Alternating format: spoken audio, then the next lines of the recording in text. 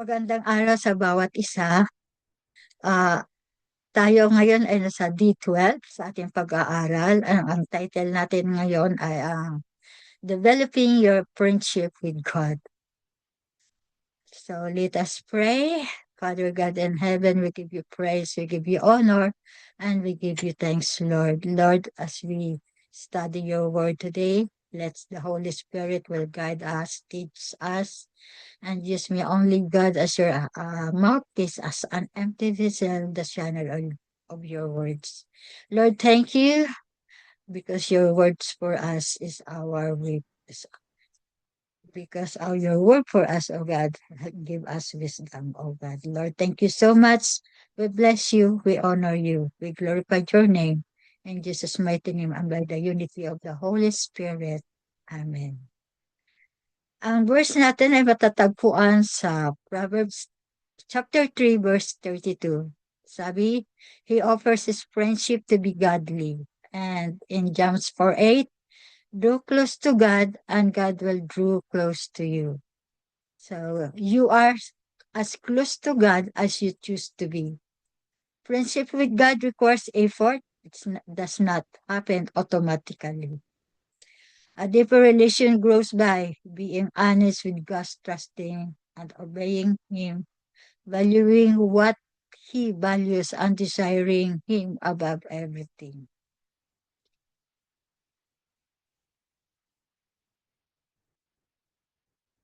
So we have 4 points.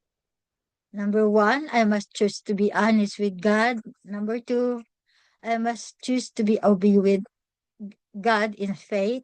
Number three, I must choose to value what God values. And number four, I must desire friendship with God more than anything else. Um, I must choose to be honest with God. The first step to becoming closer to God is being completely honest about your feelings and mistakes. Ah, kaya dapat maging closer tayo kay God, yung maging honest tayo, tapos yung pagkakamali natin, dapat ma-accept natin yun na tayo nagkakamali at humingi tayo ng forgiveness kay God. God does not expect you to be perfect, but He wants you to be a real and truthful. Next, people in the Bible like Abraham, David, Jeremiah, Job, and Moses were honest with God, even complaining, questioning, or arguing, and God accepted it.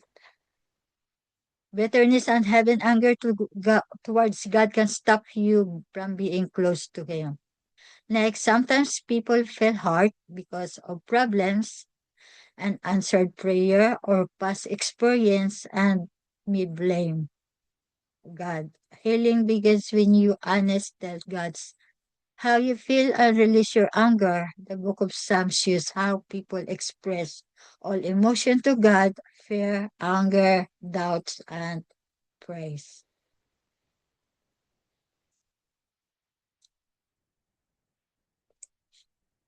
Next, ang number two, I must choose to obey God and faith. Trusting God and obeying Him even when you don't understand, makes your friendship with Him stronger. Obedience may not seem like friendship, but Jesus said it is required to be His friend.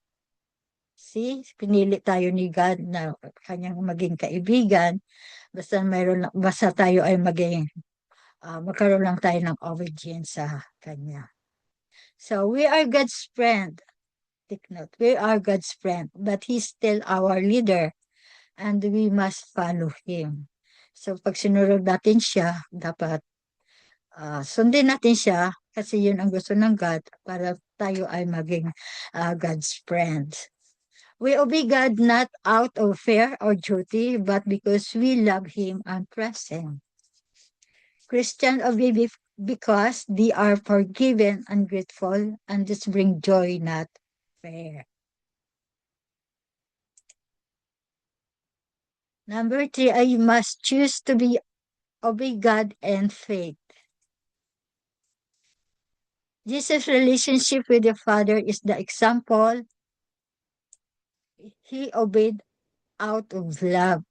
True friendship with God is active, not passive. It's involved doing what He says. Kung kaibigan natin si God, kung ano yung pinapagawa sa atin, dapat gawin natin. God is pleased not only with big action, but also with small acts of obedience. Uh, Simple thing like telling the truth, being kind, and encouraging other makes God happy. God values obedience more than religious action like offerings or rituals. Jesus pleased for God for 30 years by simply living an obedient life even before his public ministry. Next is I must choose to value what God's values. Friends care about what matters to each other. Next, as you become closer to God, you start to care about what He cares about. So kung tayo ay malapit kay God, kung ano man yung parang katulad pag mahal ng Diyos, dapat mahalin mo rin.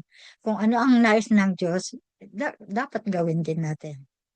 So, next is you will feel sad about things that makes God sad and happy about things that please Him.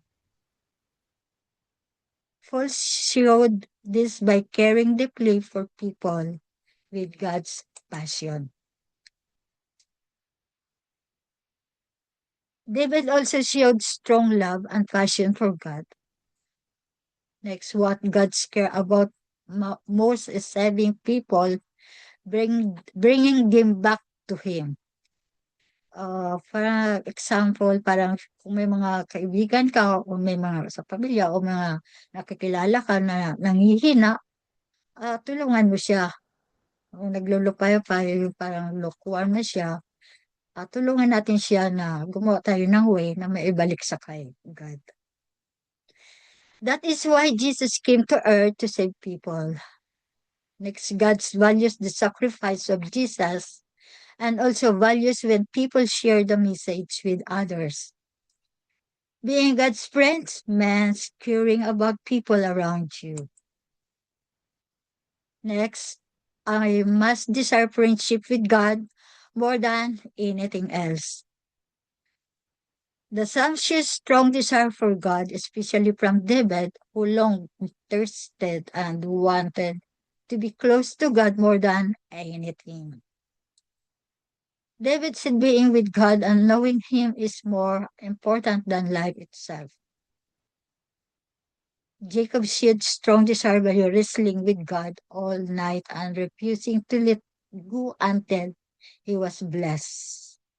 God is not offended by this kind of passion. He likes it because it shows closeness and real desire. A closer friendship with God means you will care more about what God cares about. Yan. Sabi, kung, kung closer kay na friendship ni God, ibig sabihin, pangangalagaan mo kung ano yung pinangalagaan niya. Your relationship with God depends on your choice. You can be as close to Him as you want. Some people lose their passion for God and only follow Him out of duty, not love. Dapat yung passion natin kay God, ang pagsunod, hindi lang sa pag-ibig, kundi sundin natin siya. God may allow pain or problems to wake you up and bring you back to Him. The best way to regain passion is to ask God for it and keep praying for it.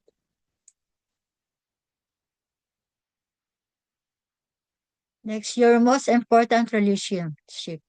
The most important things in life is having a friendship with God.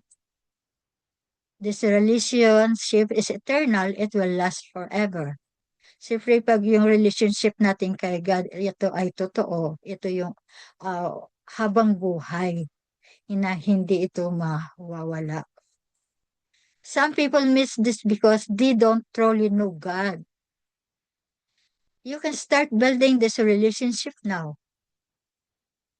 Being close to God is your choice. You decide how close you want to be. Thinking about my purpose. Point to ponder. I'm as close to God as I choose to be. Verse to remember, draw close to God and God will draw close to you. And James 4:8. Question to consider. What practical choice will I make today in order to grow closer to God? So tayo manalangin. Hallelujah.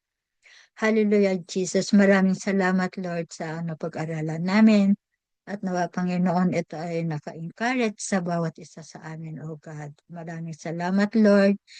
Patuloy, O Diyos, na samahan mo kami sa pag-aral ng isang iyong salita at magay ang banal na Espiritu ang siyang manguna sa amin. Maraming salamat, Lord. Tinataas ka namin, pinasasalamatan. In Jesus' name we pray. Amen.